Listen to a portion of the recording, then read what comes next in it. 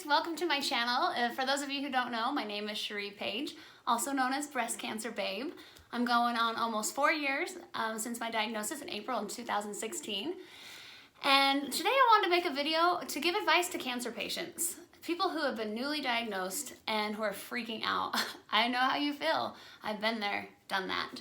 And I always get emails and messages and texts from friends who say, hey, one of my best friends just got diagnosed with cancer. Do you have any advice?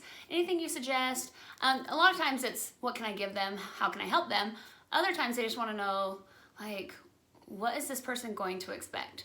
And you know what? Everybody's journey is different. As you know, if you've been through cancer or going through it right now, we all have a different journey. We all are going to experience different things.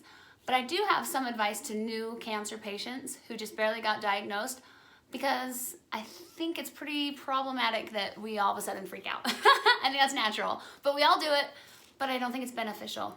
And so my number one piece of advice would be remain calm. So much easier said than done. I know you guys are probably all like, oh, okay, easy for you to say.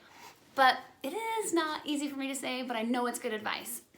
Because I know that's one thing I was really glad that I did at some points. I did remain calm, but other times I did not. In fact, I had a trip to Cancun I was supposed to leave on in a week after I was diagnosed with cancer. I canceled my trip. Like, so dumb. I should have gone. It would have been fine. I didn't start chemo. Well, I did end up starting chemo the next week, but I didn't need to. I could have waited a week. But anyhow, I was just apprehensive and so worried, like, oh, get it out of me. But you know, I had been crying for like 10 years.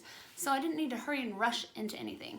And so my number one piece of advice, remain calm. Recognize and realize that everything is gonna be okay, no matter what happens. And that there's gonna be doctors, friends, people who love you, family around 100% of the time. Every step of the way. You're not gonna be alone. You're gonna be okay. So if you hear those crazy words, you have cancer, just go, okay, what do we do next? I promise you, if you do this, if you try to remain calm, you'll be so much happier in the process. Number two, do your research. A lot of people, I think, oh, the doctor said I have to do this, so I just do it. And I'll admit, at first, I was the same way. I just, whatever the doctor said, went. However, I started doing some research online. The internet is amazing. It has so much information. And if you just go out and type in your diagnosis, ask questions, talk to other people. Don't just go, oh, this doctor said this, so I'm gonna do it. I would go and I would get a second opinion, even a third opinion, 4 or 5 if you need.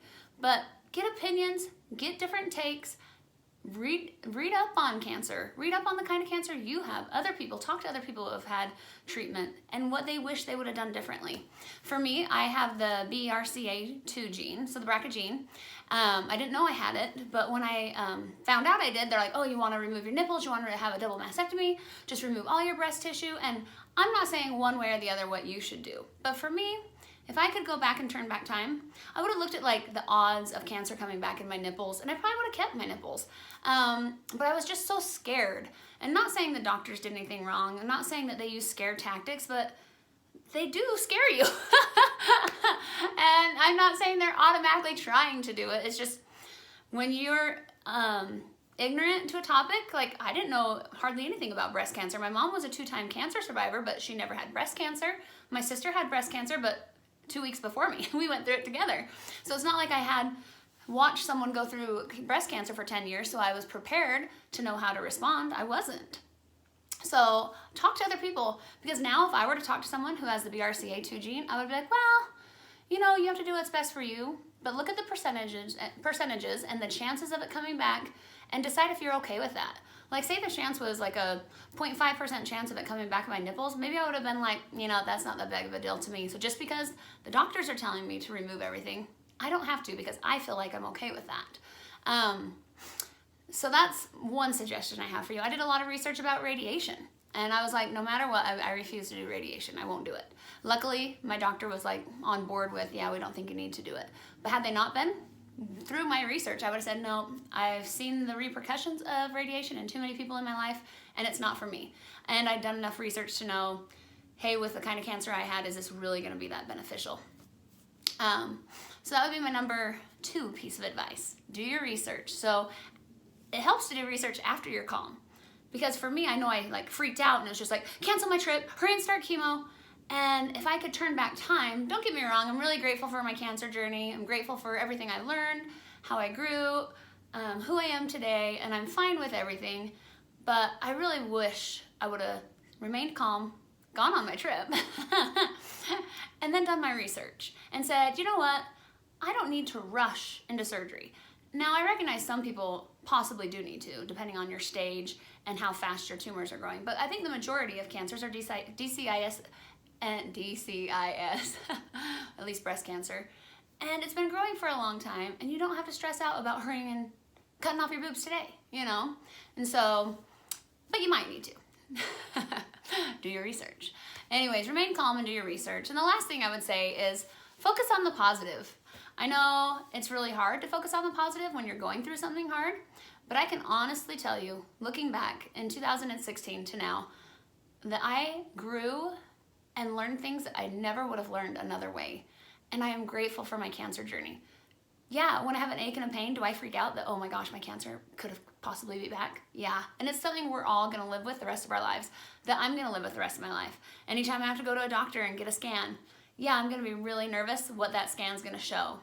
But let me tell you, when I look back at the love I felt from going through my cancer journey, what I learned about myself. Holy crap, you guys, you are so much stronger than you realize. I realized I'm stronger than I knew I was. I didn't know I was such a badass. Excuse the language. But really, you are too. Like, chemotherapy is tough crap. And we went through it. I went through it. You'll go through it. And guess what? You'll get over it. And you'll be okay. And when you get through all that, and then you realize, like, I did that, it is going to motivate you and inspire you. And you'll move on, hopefully, to do other amazing and inspiring things if you focus on the positive. So, what am I going to learn from this? What am I going to learn about myself?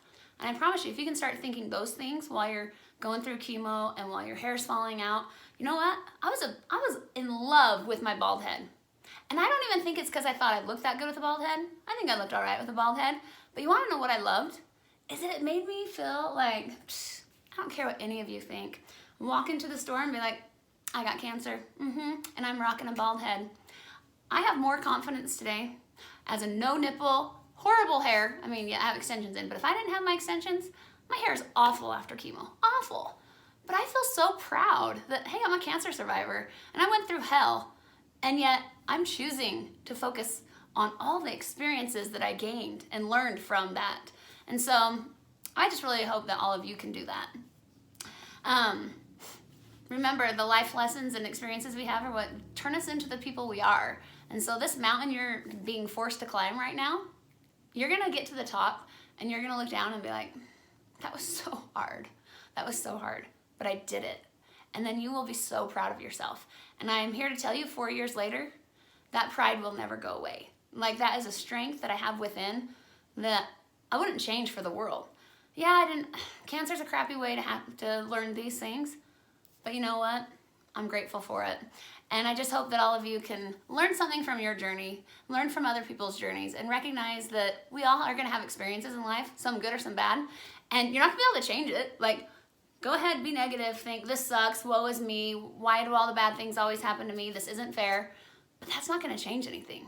But I promise if you say, how am I gonna grow? How can I help others? What am I gonna learn from this? How am I gonna become better? This experience will be worth it. And you'll look back one day and be grateful for your cancer journey. So anyhow, I just wish you all luck with whatever you're going through, no matter what kind of cancer. It sucks, but it's part of life. We all have crap. And I just hope that you'll be able to deal with the crap that you're being dealt with right now. And just know that other people have been through what you've been through. If they can do it, so can you. That's all I have to say. So God bless you. It's New Year's Eve 2019. Happy New Year. I hope I have many more years on this earth, and if I don't, I'm going to enjoy every single day that I do have. And I hope the same for all of you. Anyways, you can hit me up on Instagram, Cherie Page, or continue to follow me on YouTube, Breast Cancer Babe. Love ya. Bye.